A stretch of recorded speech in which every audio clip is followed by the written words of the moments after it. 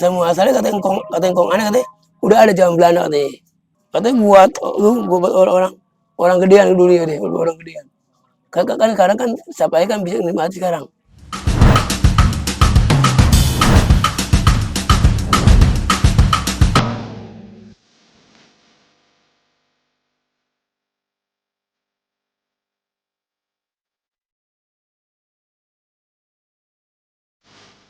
Diciptakan pada abad ke-18 dari hasil percobaan sekelompok masyarakat Betawi yang tinggal di kawasan Menteng, Jakarta Pusat, kerak telur hanya bisa dikonsumsi oleh masyarakat kalangan atas dengan harga yang mahal.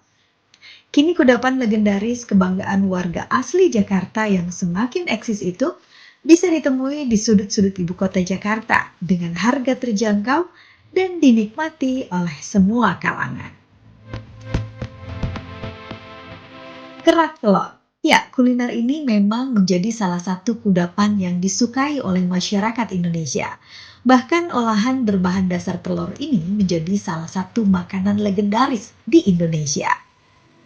Sahabat Nusantara, mungkin sebagian dari kalian masih asing. Apa sih kerak telur?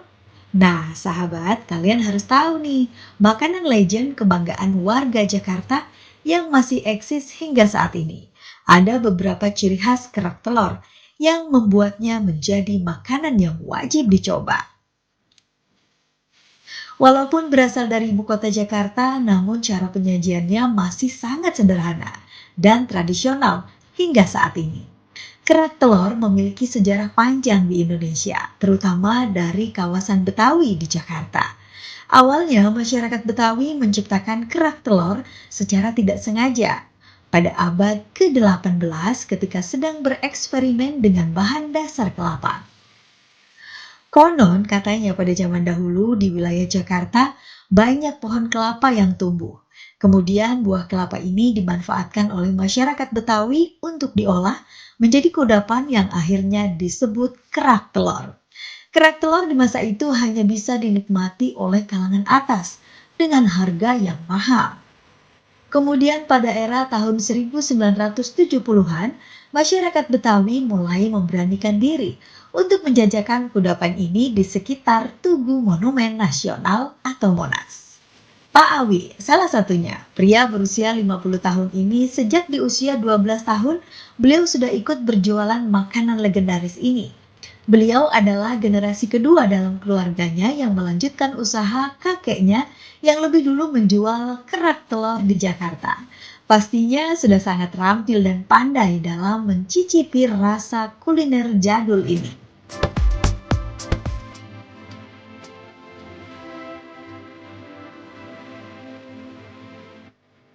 Dari ketan, terus kelapa saya kalau sama matang, ebi, merica.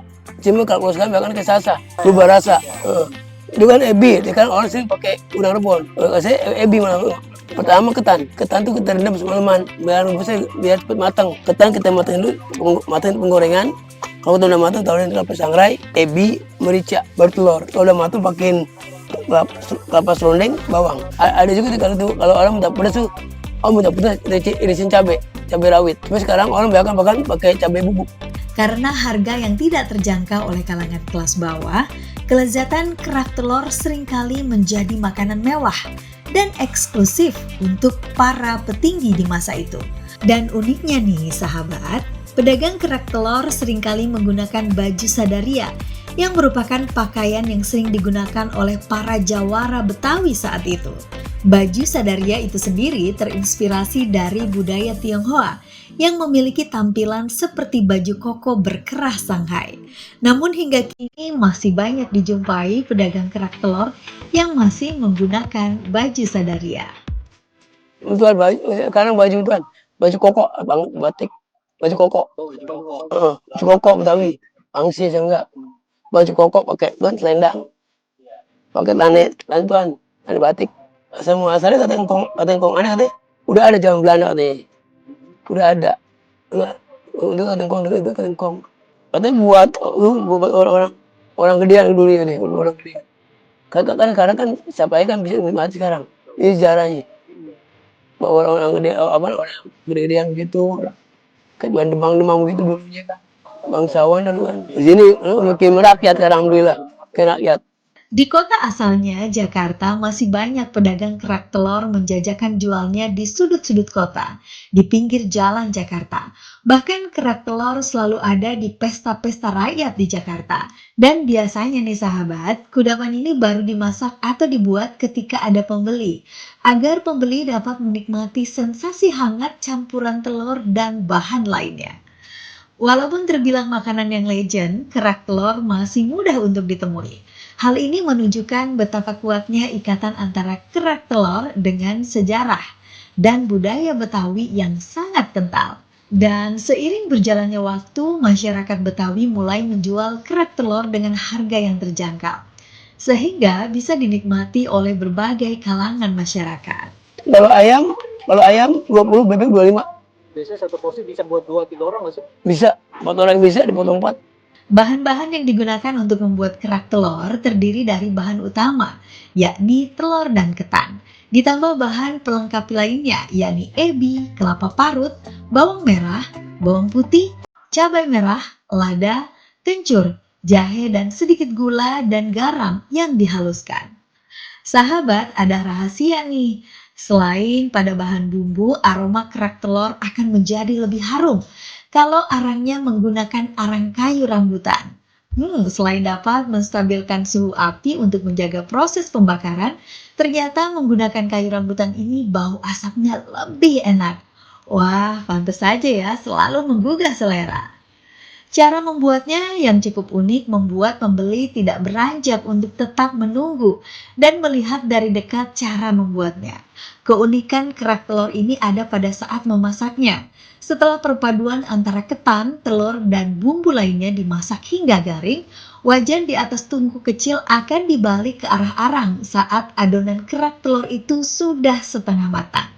Posisi tersebut akan dibiarkan sampai kerak telur benar-benar matang. Cara tersebut membuat kerak telur akan menjadi garing atas bawah dan tekstur lembut pada bagian dalamnya. Paling sudah 10 menitan, 2 menit, 2 menitan, 10 menit. Artinya itu bebek artinya. Masih zaman dulu nih, masih kita dalam Jakarta Fair di Gambir nih. Ini kita ini piring. Ini telur ketumpuk bertumpuk udah jadi. Iya, tumpuk nih. Piring sini. Telur tumpuk. Ya, itu pasti tumpukin. Kalau bikin nih tumpuk kayak biar hangat semua. Jadi kalau orang beli tinggal ngasih luak. Kan kalau sekarang kan pakai termos, dibungkusnya sekarang, dibungkus gitu sekarang. Lu bungkusnya nggak kayak kertas ini nih, kayak kertas singkong. Tahu nggak yang bawa bungkus burger yang keliling? Nah begini nih bungkusnya. Ini dulu nggak ada oseng, dikukus. Sekarang ada oseng, dikukus sampai cabai bulat nih, cabai merah. Sekarang kan ada oseng sekarang. Walau sudah merasakan pahit suka dan dukanya berjualan kerak telur, namun semangat Pak Awi tidak pudar.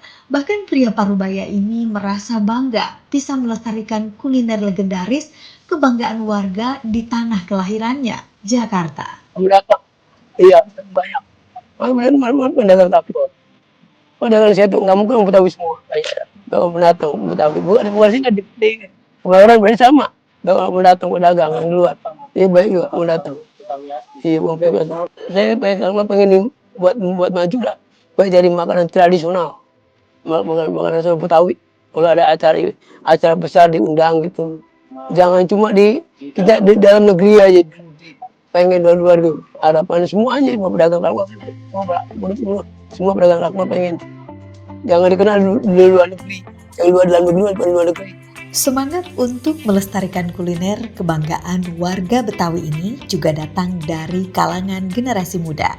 Ya, Sauki, pemuda asli asal tanah Betawi berusia 29 tahun ini konsisten menjalani profesinya sebagai penjual kerak telur sejak ia duduk di bangku sekolah menengah pertama.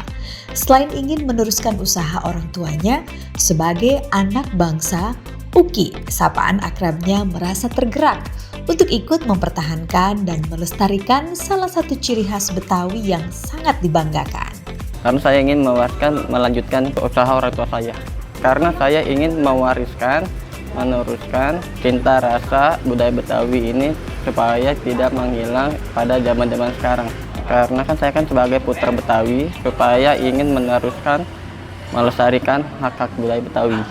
Wah, hebat ya. Sahabat, yuk kita cintai dan lestarikan budaya kita. Siapa lagi kalau bukan sahabat Nusantara yang melestarikan budaya dan legenda tanah air kita. Sahabat Nusantara, jangan lupa ya untuk menyempatkan diri mencicipi kuliner legend kerak telur jika kalian sedang berlibur di Jakarta. Hayu Makan akan kembali menemani aktivitas kalian dengan menyuguhkan kuliner-kuliner legend lainnya yang tentunya menggugah selera. Dari Jakarta, Emanus TV melaporkan untuk Sahabat Nusantara.